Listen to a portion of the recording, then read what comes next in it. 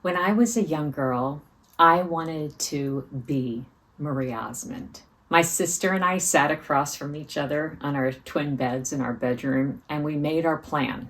So she would be my manager, and I would tour the world singing as Marie Osmond. I didn't want to be like Marie Osmond, mind you. I wanted to be her. Need I remind you, I was just a kid, even though I still would love to be Marie Osmond. As I grew older, my love of the stage and the performing arts did not fade. My mother and the culture around me would say, follow your dreams. You can be anything you want to be. Dream big. Make lots of money. Just be the best you can be, and you'll always succeed. You can have it all. Happy home, money, kids, loving husband, all of it. You can have it all. Oh, and you should be skinny and beautiful and perfect and never mess up and avoid failure at all cost. And if you aren't happy, just leave where you are and go find your happiness, because everyone deserves to be happy. If you're part of the Gen X culture, you were highly influenced by Mrs. Huxtable on The Cosby Show. She worked as a lawyer while having 5 kids and an incredibly happy marriage. She had a perfect house, but no housekeeper, and she and her doctor husband cooked meals together, sat around and watched TV together. They planned romantic surprises, and they had so much time to handle all of the many problems of their 5 kids. This was not reality, but we accepted it as reality. We had a lot of bad messaging going on, because what I learned when I got out into the world is that it was all a lie. I couldn't have it all, and that left me feeling like an absolute failure. My dream to pursue music and the theater was met with disapproval from authority figures in my life. And that caused me to reject my dreams and pursue money and success instead. But the pursuit of money and success led to years of workaholism and unhappiness. I sacrificed family and friends for finances, but I was unhappy, unfulfilled, unloved, unhealthy, and completely and utterly unsatisfied. I jumped around in my 20s from here to there in the pursuit of happiness. I found it nowhere because I was looking for it in people and places and things. But I would quickly find that happiness wasn't to be found in those things. Happiness isn't something you capture and keep. It's a fleeting state of being that is so precious and so rare and so beautiful that when you are graced with it, you will feel wealthier in those moments than you ever imagined you could feel. But in our busyness, we often look right past happiness, because happiness, pure happiness, must be noticed and seen and appreciated and felt deep within our souls. Remember when you were a child? Remember the pure bliss of jumping and running and rolling down hills and making snow angels? We weren't encumbered by the standards of the world then. We could see happiness. We could feel it and own it and be it. So now, when I don't feel happy, I stop and let my inner child find it in the clouds above me and in the ground beneath me. I look for it in the faces of the people I love. I smell it in my morning coffee. I taste it in the apple fresh off the tree. I hear it in the laughter of my kids. I touch it in the embrace of my husband. So don't leave where you are to find happiness. Look for it where you are.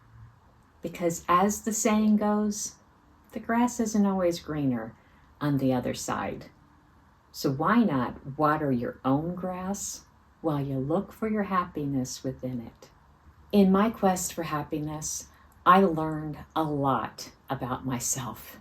I learned that I was looking for happiness in other people, and that led to a lot of disappointment. I was also deeply influenced by TV, and that created expectations that no one could meet. And once I learned these things about myself, happiness found me.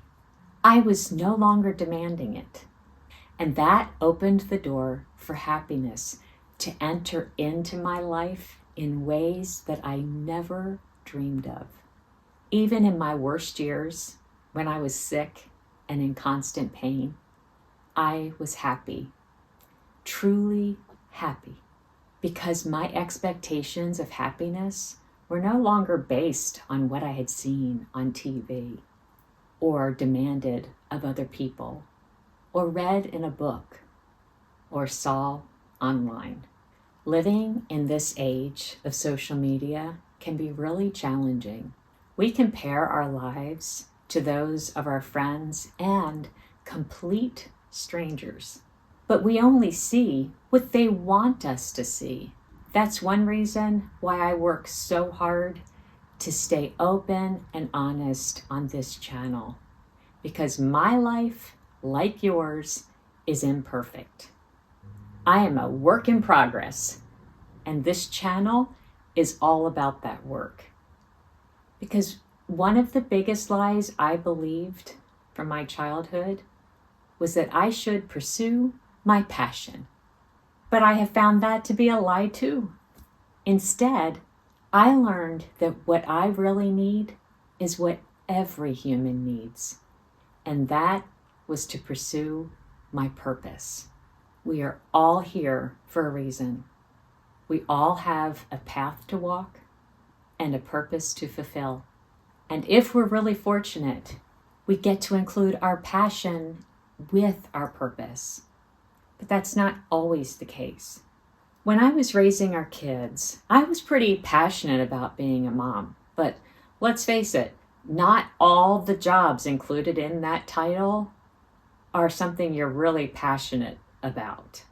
I mean, is anybody really passionate about changing explosive diapers where there's excrement going up the back and down the legs?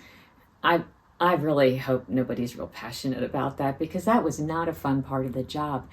But sometimes our purpose includes things that we would rather not do. But that's just not life. See, our jobs can't just be all fun and games. There's always things that we aren't passionate about that we still have to do because they're part of our purpose. They're part of just being human. Excrement going up the back and down the legs when you have a baby can be part of that. Not fun, but still part of the deal. But I was passionate about living out my purpose as the mother to Newell and Olivia. And every sacrifice I made was totally worth it to have the honor of raising them into the incredible, flawed, wonderful, imperfect human beings that they are today. So remember, that passion without purpose is pointless. And if I could tell 20-year-old Carrie, and maybe you today, a few other quick little lessons, I would say these things. Please remember that time is a commodity you can never recoup. I spent my young adult life wasting a lot of time, and I did not see the value in it. But time spent is time gone. You can never go back and rewrite the minutes, the hours, the days, the weeks, the months, the years. They're gone. But you can start today to take control of your time. So consider what you're doing with your days and ask yourself if how you are spending your time aligns with your values. Are you allowing your days to just happen, or are you orchestrating the events of your life? I really wish I had valued time more when I was younger. I know I do now. And finally, some quick little tips. Don't seek perfection. It does not exist. Seek to be healthy, not to be skinny. Don't try to please everyone. It's impossible, and you'll just be miserable trying. Know that money isn't the answer to everything, but when you're wise with your money, it sure does make life a lot easier. Live the life you have in the very best way you can. Take care of your body. You can't replace it, but you have to spend the rest of your life with it. Normal is boring. Be the amazing dork you were born to be, and be okay with that. You will never be everybody's cup of tea. Find your tribe and then be grateful for them. If you are focused on living out your purpose with passion, you will have no time for grumbling, complaining, and gossiping, and that will save you a lot of drama. And if you want to know more about living out your purpose with passion, you can check out this video right here. And until next time, carry on.